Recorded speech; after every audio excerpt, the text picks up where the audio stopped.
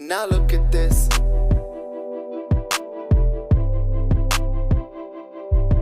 Now look at this.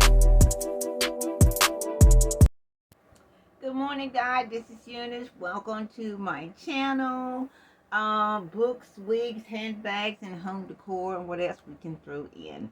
Today, I'm going to do a quick little book sale. I do have a book store on Pango Books.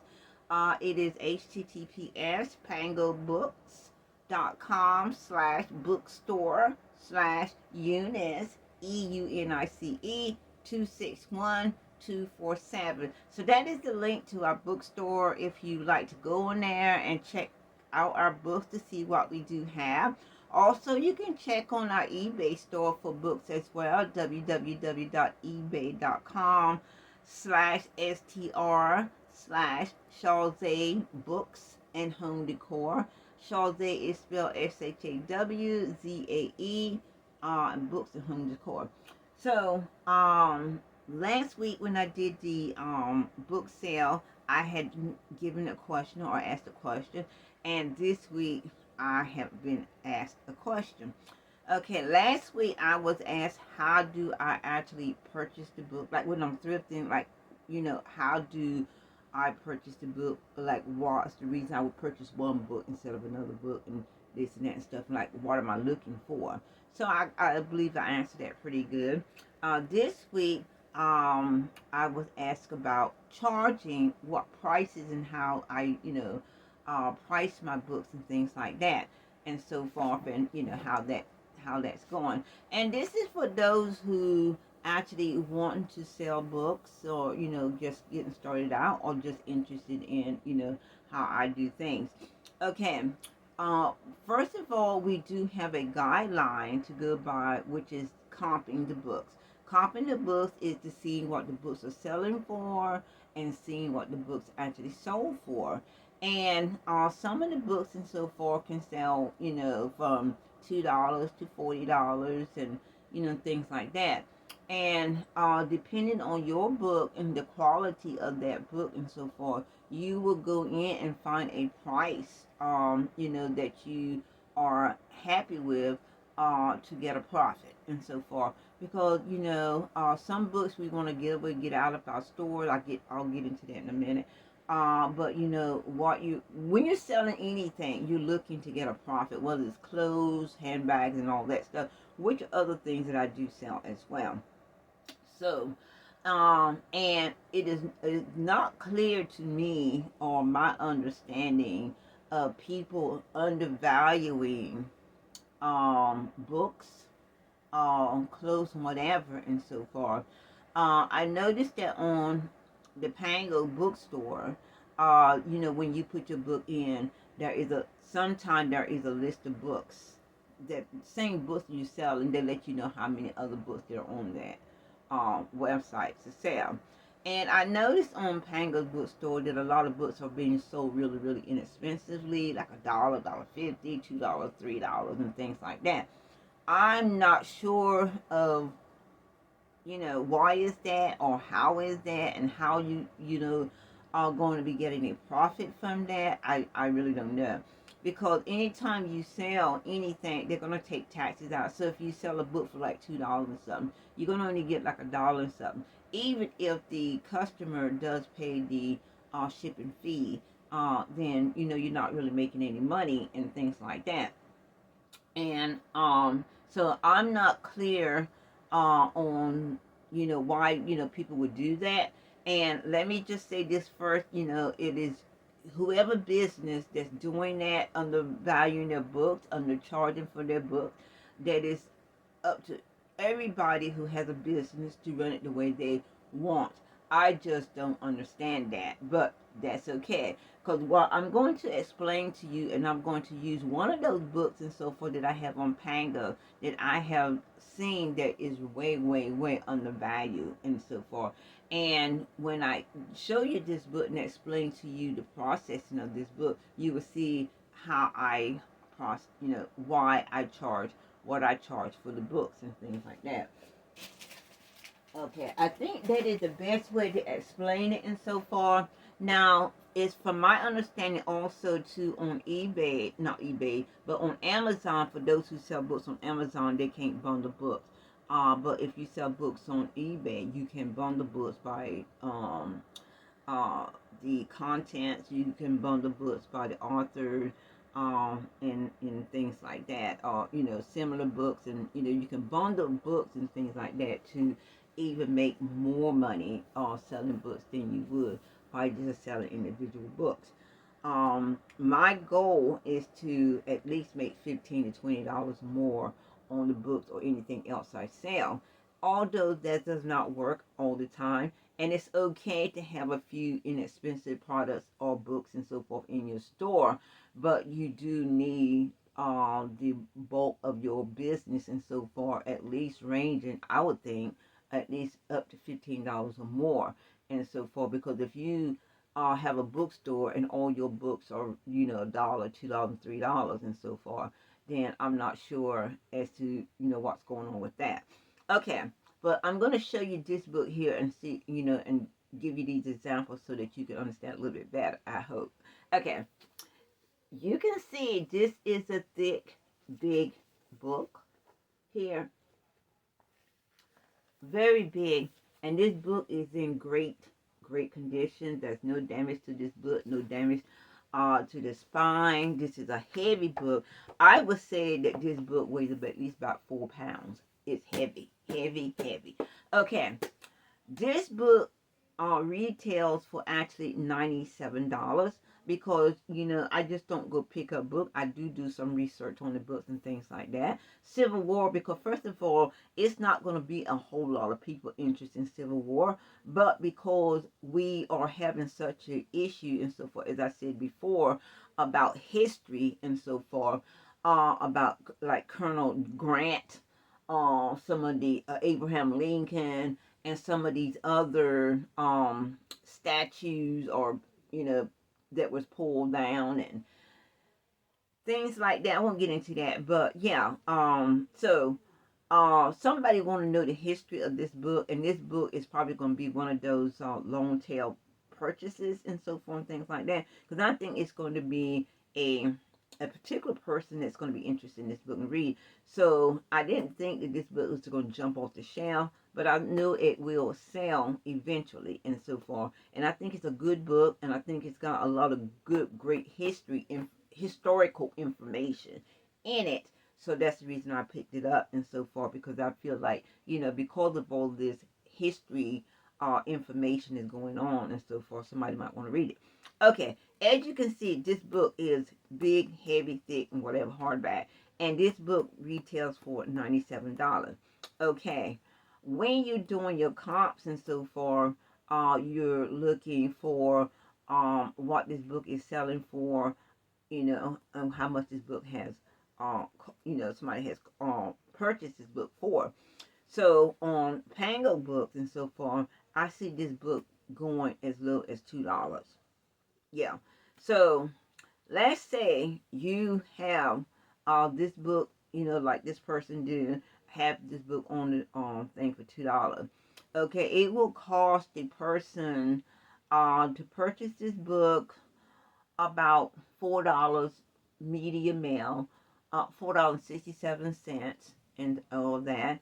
So that is about $6 and something altogether for this book, and all that. And remember, you're not going to get the whole $2. You're only going to get $1 and something, and so forth for the book. And this person that I seen that has this book on their website did have the book for $4, and then they marked it down to $2. There were 44 people views on that particular book, and this book has been sitting in their store for an extremely long time, which I know it's going to sit for an extremely long time up also in my store as well, because like I said, it takes a particular type person who would want to read this particular type book. So anyway, and when I checked the comps on this book, the comps range from that $2 all the way up to $40. So somebody is selling this book for $40, which is a good price, because remember, this book is $97. $97 and so far. So $40 is actually a great price for the book.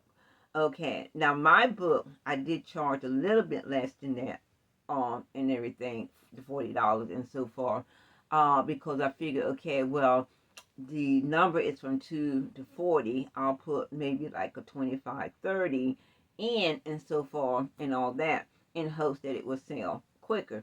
But once I did the comp on this book and so forth, and did all that research and so forth, I knew this book is, just going to sit for a while, because it's a particular book for a particular person. So anyway, but I don't understand, how you would do that, or how you would, price this book for $2 or even $4 and so forth. This is $97 book. So again, $40 is a great price. What I charge is also a great price and so forth, because you got to think about the cost, the postage, and the taxes and everything that's going to come from that book. Even if you pay for, even if the buyer again pays for shipping, you're still not going to get that money and so far. That's going to be a small transaction fee also, which I didn't even mention, and then you got your taxes. So you're only going to be getting $1 and something. So even if the book was given to you free and so far, you're not going to be making any money and so far. And I think if a person has most of their books for that low of a price and so far, it's just maybe trying to just get rid of books and so far. And books has no, they're just trying to get rid of the books. Maybe they had these books in their home, they read these books, they're just tired of them and just want to get rid of them and so far. And they just, want to just go ahead and throw them right now for $1 or anything for somebody else to buy and to resell for a correct price. That could be too, I don't know. Because some people actually who have read their books and so forth and do what is called the upselling. They're selling books that they read and so forth and this and that stuff. I don't know, maybe that's the reason why these $1 and $2 book prices are out there and so forth and things like that. But me personally, I am selling books for a profit. I am selling whatever I need to sell for a profit. Now, and in saying that, I do have some $3 books on my few. I do have a few $3 books on my bookstore, $5 books in my bookstore, and maybe a $6 or $7 book in my bookstore. And I'm going to show you what I'm talking about and let you know, okay, why I do this and so forth. Okay, this is a pack of children's book here, and you're not going to get really anything for these books and so forth. If you sold these books individually and so forth, it's not worth your time. Not worth your time to take to even, do it. So it's not just monetary issues, it's time issue and so forth and so forth. Taking the time to research, comps, list these books and so forth, it's just not worth the time for $1 or $2 pay offer. Okay, so these books, like I said, is here. This is I don't even know. I think it's about 8 books here, and I think I got these books on my website for like $7 and so far and everything. And so if these books actually sell for $7, and on Pango, it'll be like a $3 and some change fee. So that is about $3, about $7. So that is a good profit to the buyer and so forth and everything, because they're gonna get all these books for their kids that they can enjoy and love and everything for $6 and something, which is good. Now, profit for me is not going to be good because I'm only selling these books for like $7. So out of that $7 and so forth, I gotta pay taxes and things like that.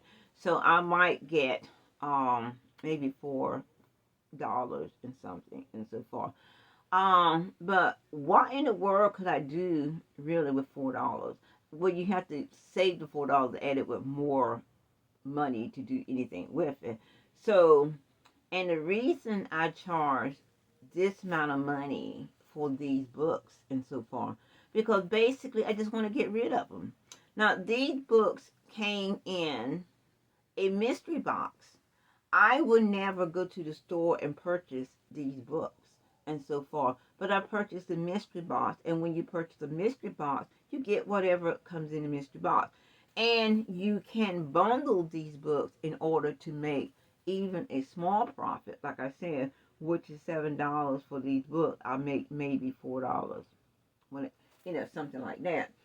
So I don't have very many books in my store and so forth.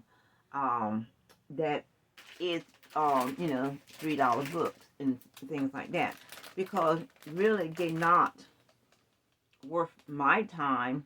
I don't see how they actually can be worth anybody's time really, and everything, because you do have to get in a car, um, purchase gas, get to the thrifting store, or and buy your books, or you do have to search the website. Still got to take time, search the website, and purchase these books and buy these books.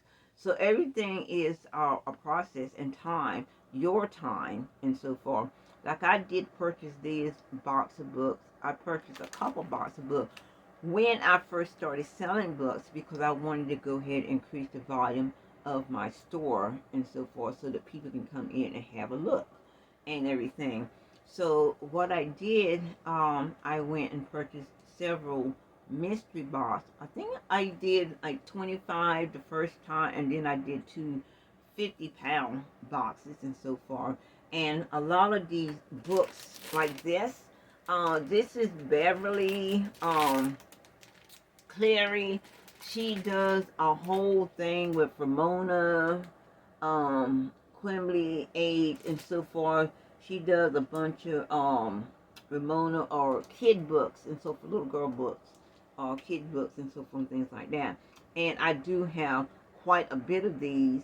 I have at least 2 packs where I bundle together. So this is a 4 bundle pack, and then I do have a 5 bundle pack, and then I do have a 2 lot pack or 2 bundle pack and so forth and everything. And I lock those together, because you can't really just sell these books individually and so forth. And book lock these together by the author and all that, and the similarities of the books. So this here I think is $3 on my store. 3 or 5. 3, I think it's 3. And again, that will cost about $3.67, 3 something to ship. And even with the person paying the shipping fee, so again we're looking at $6 and something, which is a great deal, a big deal for the buyer. They're getting 4 great books for their kids to read and enjoy and so forth and everything. But and you selling the books for $3, you're not even going to get that $3. You're only going to get maybe $1 something. Yeah, I'll say $1 something. So that's not worth me buying at the store or anything like that, because they're not a high value of books anyway, and you have to bundle them together just to sell them, to get them out of your store. And that's the reason why I have low expensive books in my store and so forth, is because they come in this mystery box, and I'm just trying to get rid of them, just trying to get them out of here and let someone enjoy them, give them a good home. Kids love them, kids read them, and all that stuff. But I would not go and purchase any books and so forth that's not going to bring me a decent profit. Okay, so now I hope I answered that. It didn't take too long, but you know how windy I can get. So let's get on with the sale. I didn't pull very many books because I knew I was kind of like windy last week too, when I was explaining. But I just want to explain. This is how I do the pricing of my book. I do it the same way everybody else do, and everything, comping them and all this and that stuff. But I just, when I choose book, I choose books and so forth, for a profit. So I'm not going to buy books that I only can charge $1 or $2 for, and things like that. If I did, I would try to help bundle them up, or like I said, in a mystery box, you don't know what you're going to get. But I would bundle them up and, sell them low to get them out of the store and all that. So this is our first book right here on our book sale. And I thought that, with all the new cars and the car shows and all this and that and everything, that people love and so forth, somebody would want to see the great book of American mobiles and so forth. This book shows vehicles made back in the 50s, the 40s, and things like that up until now. You can tell by this one book car here that this is one that's made in the 40s, the 50s, or something like that, and everything. And this is a great book with a lot of nice pictures in here. So you can tell this how old this year vehicle is and everything. Antique is what it is. That's antique book, and then there's another one there, and that's what this book has in to show you about all the vehicles and so forth. And now we're finally coming out to electric cars and things like that. And we do. Oh, this one is 1955. See that? 1955. Look at that car there. See, this gives you a good look at the cars in our past, up into the cars in our future, to the cars now, and so far. And I just thought this was a great book to pick up, and I definitely was going to pick this up and everything, because we do have car shows here in Florida. I think they have like maybe 2 a year. Excuse me. Excuse me. I think they do have a couple a year, and so for car shows, they do have boat shows and things like that too.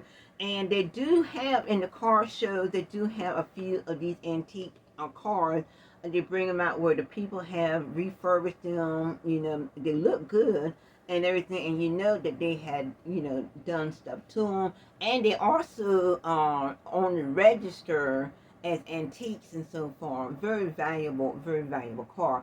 And that's the reason I pick up this book here and all that. Okay. And this book here is Brad Meltzer, The Escape Artist. This is a great suspense thriller book. It's a fiction novel and so forth. And this author is really a great writer, and he has done so much with this type of books here and everything. So I definitely wanted to pick this up because a lot of people like those thrillers, suspense stories, mystery, a touch of mystery and all that stuff in them and all that stuff. So I thought I'd pick this book up. Okay. And this you just have right in the folder. That's why I didn't even bother about, opening it up. And also, this is another great little fiction book here. The title's what got me, The Suspect, and so forth. So I thought this was a great book to pick up. And, it doesn't have any pictures or anything in it to open it up and so forth. But it is a great mystery, thriller, suspense books as well, and so forth. Things like that. Okay. Now, we all are familiar with the Kennedy families and so forth. And there's a lot of women in the Kennedy family that were not mentioned and all this and that and stuff. So this is, if you're interested into the Kennedy family and the American saga of the Kennedy family, this is a great book to pick up to learn about some of those other women are in the Kennedy family. This is called The Kennedy Women, the Saga of American Family. Okay, got that. And this is one of the books that I did pick up on my last thrift. I got a couple of these. Oh, the Kennedy Women also was one of the books that I picked up on my last thrift. This is a great book, Jonathan Kellerman. I do have a couple books of this. He is a great writer. A psychological thriller is mainly his forte on writing book, and that's what this is. This is a great psychological thriller here. You'll want to read that. And we are or was into baseball season. I think people want to, every baseball player and so forth, I think should have a copy of this book or read this book and so forth. It gives you the baseball history of all the baseball players' history, and all the things that, were done and did in that era and so forth in the history of baseball and so forth. And I thought this was a great book and so forth because we do have the Marlins and some other baseball players and so forth. And baseball is still going on. It is not as favorable as it used to be, but it is still going on. We still have baseball as part of our sporting world and so forth. And so I thought somebody would want to pick that up. I want to thank you guys for joining me on a Sunday, and I appreciate that. And I just wanted to go over these books and show you what we do have, although we do have so many more books and so forth. So just check us out. Check out that link on that I gave you at the first and so forth. And I'm going to have those links in the detail as well. So check it out, bookstore, grab your book and so forth. If you go to my eBay store, check it out, handbags and home decor and all that other good stuff and so forth. Check that out as well. And I'll see you on the next one. Bye.